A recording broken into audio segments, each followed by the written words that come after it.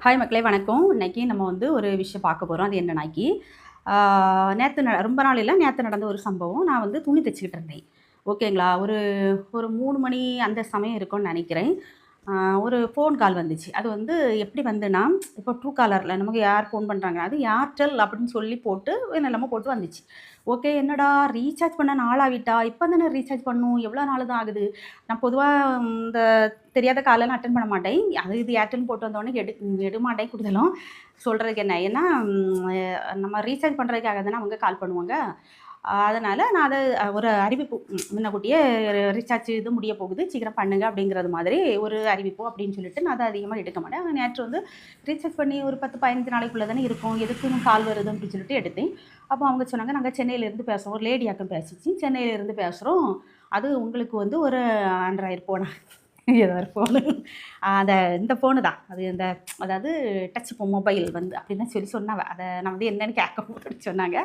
அது வந்து உங்க போஸ்ட் ஆஃபீஸுக்கு வரும். ரூ. 2300 குடுத்து நீங்க கேஷ் டெலிவரி அப்படின்னு சொல்லி சொன்னாங்க.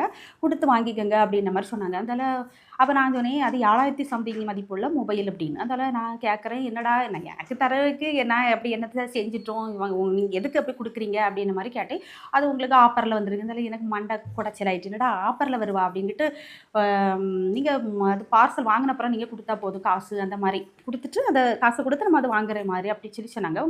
அப்ப நான் அதுக்கு என்ன பண்ணணும் அப்படின்னு கேட்டதுக்கு, அது உங்க அட்ரஸ் மட்டும் குடுங்க அப்படின்னு. அதனால அப்ப நான் உடனே அடுத்த தடவ சொன்னேன், இல்ல எங்க வீட்டுக்காரங்க கிட்ட நான் கேட்டுக்கிட்டு அப்படின்னு. கேட்டுக்கிட்டு அப்படின்னு சொன்ன உடனே அந்த லேடி, என்ன சொல்றீங்க அப்படின்னு. ஆமா, வீட்ல யார்ட்டயும் கேட்காம பண்ண முடியாதுல்ல. நான் வந்து கேட்டுட்டு சொல்றேன் அப்படின்னு சொல்லிக்கிட்டு, சொல்லிட்டு என் பொண்ணு வீட்ல இருந்தாங்க. ஓகே, அவங்க கிட்ட போய் இத பத்தி பேசலாம்னு சொல்லிட்டு அவங்க பேர சொல்லி கூப்பிட்டதோட ஃபோனு கட் ஆயிடுச்சு. ஓகே, 2வது ஒரு ஆள கூப்பிடுவாங்க அப்படின்னு நெனச்சேன். இல்லாட்டா நம்ம கேட்டுட்டு கூப்பிடுவோம்னு அவங்க நெனைக்கிறாங்க போலன்னு நெனச்சுட்டு, நானும் பொண்ணுட்ட போய் சொன்னேன். அப்போ என்னம்மா அப்படின்னாங்க. விஷயத்த சொன்ன உடனே, "அப்படியா? எதுக்கு தர்றாங்கன்னுலாம் கேட்டீங்களா? ஏதோ ஆஃபர் அப்படி இப்படின்னு சொன்னாங்க. அதனால திருப்பி கால் பண்ணலாம் அப்படின்னு சொல்லிட்டு அந்த நம்பருக்கு கால் பண்ணேன். ஃபுல் ரிங் போச்சு. சில டைம்ல இப்போ மோர்ஜரி பர்சன் நபர்கள் அப்படின்னு சொன்னாக்கி வந்து ஸ்விட்ச் ஆஃப் பண்ணிருவாங்க. ஆனா இது வந்து என்ன ஆச்சுன்னா, ஃபுல் ரிங்கும் போய் கட் ஆச்சு. நான் 2 டைம் ஃபோன் அடிச்சேன். 2 டைம் அதுதான். ஆ எப்படியெல்லாம் திருடுறதுக்கு முயற்சி பண்றாங்க பண்றதுன்னு பார்த்துக்கங்க. அதனால எதுக்கு இத சொல்றேன்னா, யாரும் இத நம்பாதீங்க. இந்த மாரி அ எப் எப்படி அவன் தருவான், அவ தருவா அப்படின்னு நான் கேட்கிறேன். எப்படி தருவா? என்னத்துக்கு என்ன காரணம்? ஒருத்தி ஃபோன் பண்றா, ஃபோன் பண்ணி சொல்றா, அது உங்களுக்கு ஒரு மொபைல் ஃபோன் வந்து 7000 சம்திங் மொபைல் ஃபோன் 2000 சம்திங் தாரோம். நீங்க அட்ரஸ் குடுங்கன்னா, என்ன ரீசன்? எதுக்கு தரணும் அப்போ? ஒண்ணு திருப்பி அவ நமக்கு ஃபோன் பண்ணியிருக்கணும். இல்லையே நான் ஃபோன் பண்ணும்போது எடுத்திருக்கணும். இல்ல நான் ஃபோன் பண்ணும்போது அவங்க எடுக்கலன்னா, அடுத்த வாட்டியாவது அவ ஃபோன் பண்ணியிருக்கணும். ஆனா பண்ணல. அப்ப இது முழுக்க முழுக்க வந்து ஃப்ராடு. யாரும் இந்த மாரி ஒரு அழைப்பு வந்துன்னா, நீங்க யாருமே அத எடுத்து இது பண்ணாதீங்க. தயவு செய்து உங்க அட்ரஸோ, ஃபோன் நம்பரோ யாருக்கும் நீங்க குடுக்காதீங்க. அப்புறம் வந்து அப்படியே நீங்க குடுத்து அப்படியே ஒரு பார்சல் வந்தாலும், அத நம்ம பிரிக்க மாட்டோம். கையெழுத்து போட்டு ரூவாய கட்டி வாங்கிருவோம். அங்க ஒரு சோப்பு டப்பா தான் இருக்கும். அதுல வந்து எந்த மாற்றமும் கிடையாது. ஏன்னா, என்னுடைய அனுபவம் நெறைய இருக்குது.